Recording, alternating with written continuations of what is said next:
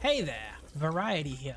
Welcome to today's video in which we're going to be doing a profession guide for bonewright in Brighter Shores.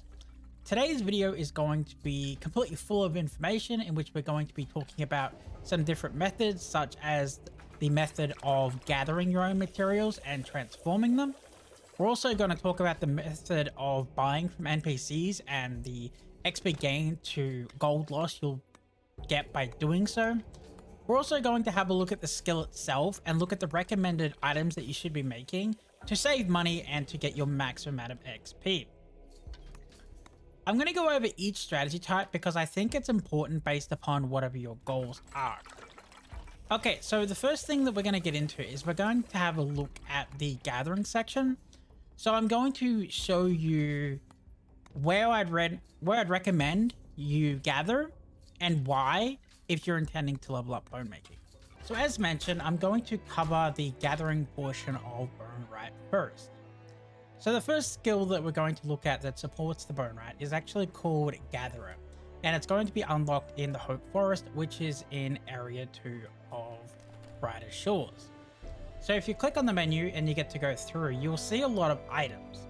So these items aren't all necessarily going to be connected to bonewright. So the ones that you're looking for are goat horn, ram horn, bone spike, grey horn, and then down here is going to be ram horn, okay? So this guy is going to cut off at level 50. So the first location is going to be here on the top left of the map.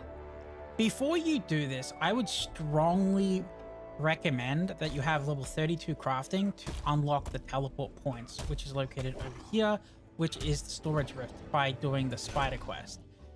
This would be extremely difficult to do if you don't have the ability to bank your items. So the first bone you're going to be looking for is going to be up here.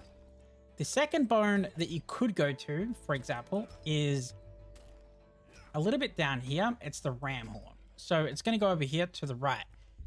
So the problem with this is that it's kind of far down for the teleport point, but there's no monsters here. So this is actually good to gather, right?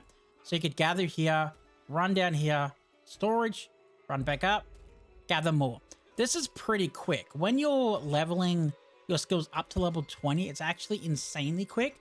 And you could easily jump right over the ram's horn by collecting anything else and going to bone spike if you wish. So the bone spike is going to be a little up to the right. So the bone spike, in my opinion, was amazing. So if you scroll in, you can see the salve logs, which you can do wood cutting, but you have the bone spike and the bone spike right on top of a storage rift. So, and there's like, I think there's like 8 of them, 4 in each zone. So you could basically start here, run all the way down, grab them in a circle, come back, and they respawn. You get bones very quickly here. I actually like this area a lot because I didn't have to run through any monsters and I had a storage rift. So I personally did bone spikes from level 18 all the way up to 30. So I skipped all these other things in here. As you can see, I haven't even gathered them a single time yet. So this stuff here will get you, honestly, the bone spikes could get you to level 30 or 40 bonewright. Although, obviously, if you don't go to a higher level bone, the XP is going to get a little bit slower. So if we look at cracked femur, this is going to be up here. Now this one is a little bit more annoying. So the problem is that the storage rift is here, but you have to run through the shades and you constantly get dragged into combat. And on top of that, there's these wolves in here which don't attack you, but you got to click on the bones and the wolves stand on the bones when you try to pick them up. So it's like super annoying. This area, I really didn't like it, and I tried to get away as fast as possible.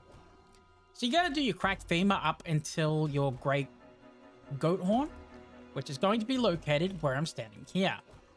So basically, you're going back to the first material you collected. This one's pretty good. It has bears here that don't attack you. They can stand on it, a little bit annoying, but they don't attack you, and there's quite a lot of them. And it's not too bad away from the storage. You don't have to run through any mobs. So overall, it's pretty effective. So basically just run through and collect all these bones and ignore everything else if you are collecting bones for bonewright. So the gatherer skill has to stay, it can't really be any more than like 10 levels below your bonewright. Otherwise you start making items that are too low and you lose your XP. Okay, so let's go and have a look at the second supporting skill. So the second supporting skill when it comes to bonewright is going to be your carpenter. So this one is actually quite important for the bone making skill. So I am right now in the bottom of the forest in the main city, and there are two really main things that you want to keep in mind here. So first off, you have the lumber store over here. The lumber store will offer you lumber based upon your carpenter level. So you need to be able to use an item for it to appear. For example, if I hit future items, you can see all these items that I can't actually access yet because my carpenter level isn't high enough. Personally, what I do is I buy logs from here, I run down to the carpenter zone down here, and then I create whatever wooden items it is that I need to use in my bonewright skill. Generally, I try to go for items that have 2 wood and 2 bone. I try to go a little bit more wood than I do bone because the wood's pretty easy to get and it's pretty kind of AFK when you're using this machine here. The other thing that you could do is you could talk to the merchant here and you could buy the planks directly from him. As you can see, the level to buy these is actually based upon your bonewright. So you could skip carpenter altogether and raise your bonewright level and just keep buying, you know, poles and stuff from him. The problem is though, is that if you're buying bones, which I'll talk about in a moment, and you're buying planks and then you're making gear, you're going to take likely astronomical losses. There are some skills such as smith in which you can buy all the items and then create and sell and get a bit of a profit. But so far, I find that I take quite a loss if I try to buy both items.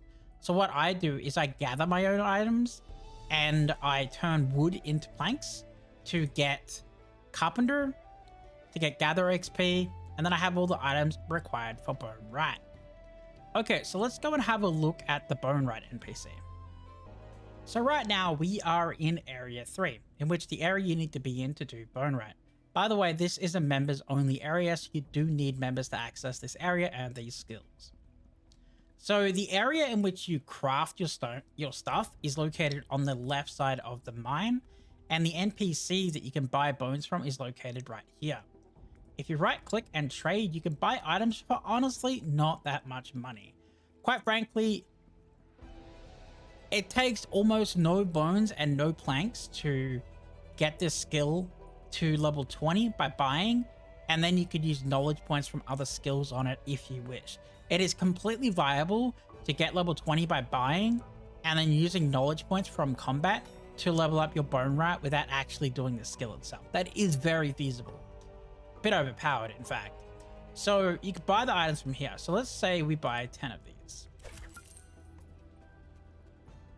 You can deposit either by using the storage rift, or you can deposit by coming into the crafting location. Okay, so right here, I'm going to deposit the bones real quick to get rid of this one. Let's deposit this. Okay, so we want a full inventory of bones, but that'll take too long, so we'll just do half an inventory. All you need to do is you need to put the bones in the bone vat, and then you need to pull the lever, and it will convert them into the materials you need to create items.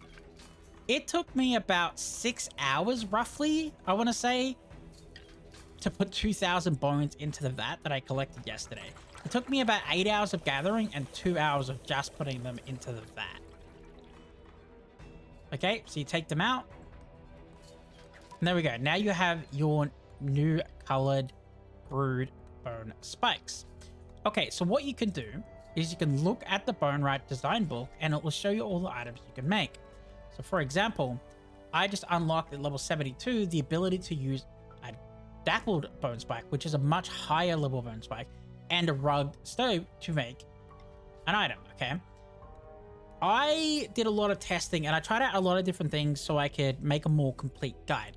So when you're crafting, there are a couple of things that matter. Let me see if I have any gear in my quartermaster to show you what I mean. Okay, not really. Okay, so when you're selling an item, there are a couple of key components here. The level on the bottom of the weapon. So this will be generally your max crafting level. So if you're level 20 crafting, you'll generally be crafting level 20 items. And the color of your weapon will determine how much they sell for. So for example, I would sell a green and get 2 silver.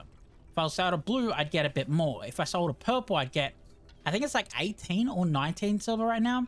So proccing the purples is quite valuable. Okay, so what we're going to do is we're going to go over here and click on one of the benches, okay?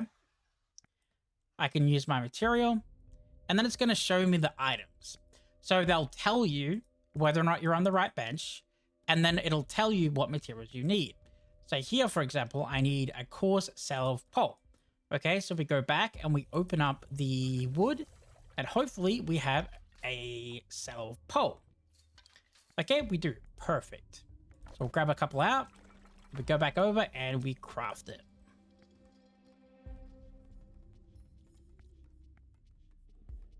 So each of these benches here will craft generally different items, and they'll produce different things based upon what items you'll use to create it. So you're probably wondering, well, what item do I make? I would suggest that you probably go a little less on the XP and save materials. So I'll show you what I mean. So what I did is I opened this up, is I always went for the least amount of materials. So as you can see here, I get 421 XP, right? And I get 463 XP here. This one's clearly more XP. But look here, 2 bones, 2 sticks. This one, 4 bones, 1 stick. So that's 5 items instead of 4, and the XP's only gone up 4 XP. 4T, sorry. So you're gaining 1/10 of the XP, but you're losing one of your extra items. And you're probably thinking, well, I have gold, I could burn. And you can, that's very feasible. You can buy the items. But honestly, if you're gonna buy all the items, you're probably better off just putting your knowledge points into it, if I'm just being straight with you. So I would recommend always picking the item that takes the least amount of materials.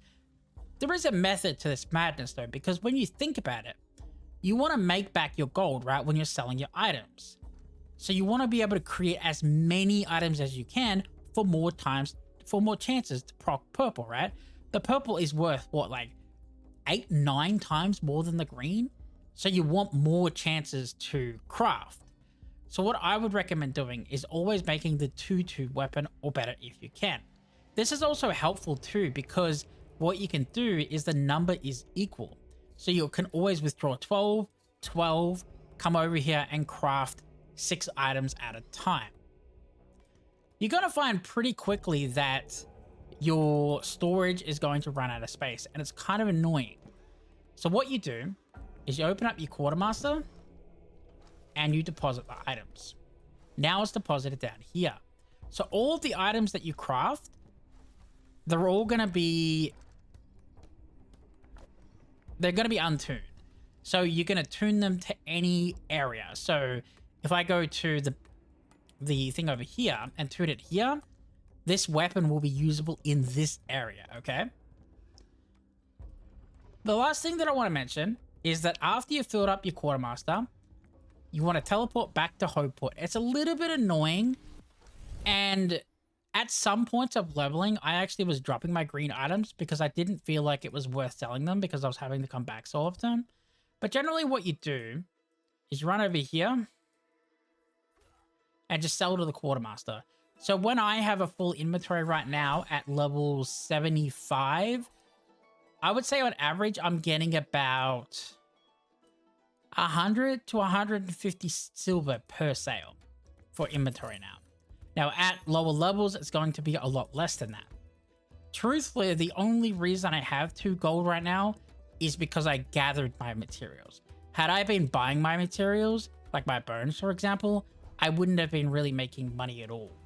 So you really need to think about how much gold you want to spend while leveling this up. And if it's going to be too costly, as I mentioned earlier, just use your KP points, right?